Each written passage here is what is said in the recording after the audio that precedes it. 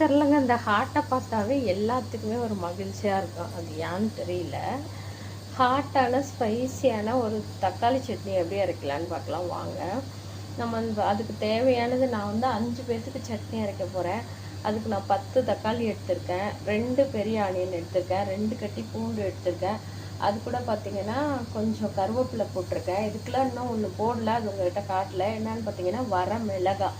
இவங்களை எல்லாத்தையுமே ஒன்றா மிக்சி ஜாரில் போட்டு அரைக்கணும்.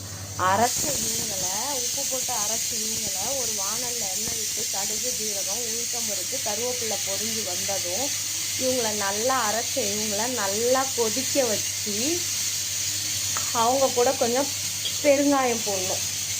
பெருங்காயம் போட்டு அவங்க நல்லா கொதித்து வந்தோன்னா நல்லா எண்ணெய் பிரிஞ்சு வர வரைக்கும் கொதிக்கணுங்க. அப்போ தான் டேஸ்ட்டும் மனமும் சுவையாகவும் சூப்பராகவும் இருக்கும். இந்த சட்னி எதுக்கு இன்னைக்குன்னு பார்த்தீங்கன்னா கேவுரு இட்லிங்க. அதுக்கு இந்த சட்னி மேட்சாக இருக்கும், சூப்பராகவும் சுவையாக இருக்கும். இப்போ நம்ம நினைப்பாங்க இவங்க இது என்னடா இப்படிலாம் வீடியோ போட்டுட்ருக்காங்க அப்படின்னு சொல்லிட்டு. இப்போ நம்ம ஜஸ்ட்டு நம்ம கிச்சன்லேருந்து தாங்க எல்லாத்தையுமே கற்றுக்குறோம்.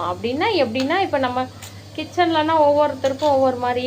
இப்போ நம்ம ஒவ்வொருவரும் ஒவ்வொரு ரகமாக இருப்போம். கிச்சன்லேருந்து கற்றுக்குறோன்னா இப்போ நம்ம பிள்ளைங்க நம்ம அட்லீஸ்ட் நல்லா சமைச்சு கொடுத்தா அட்லீஸ்ட் அவங்க சமைக்க தெரியுதோ இல்லையோ ஒரு ஹெல்த்தியான ஃபுட்டை கொடுக்குறப்போ இப்படி தான் சாப்பிட்ணுன்னு அவங்களுக்கு தோண ஆரம்பிக்கும் இல்லைங்களா? அதுக்கு தான். ஓகே, பாய்.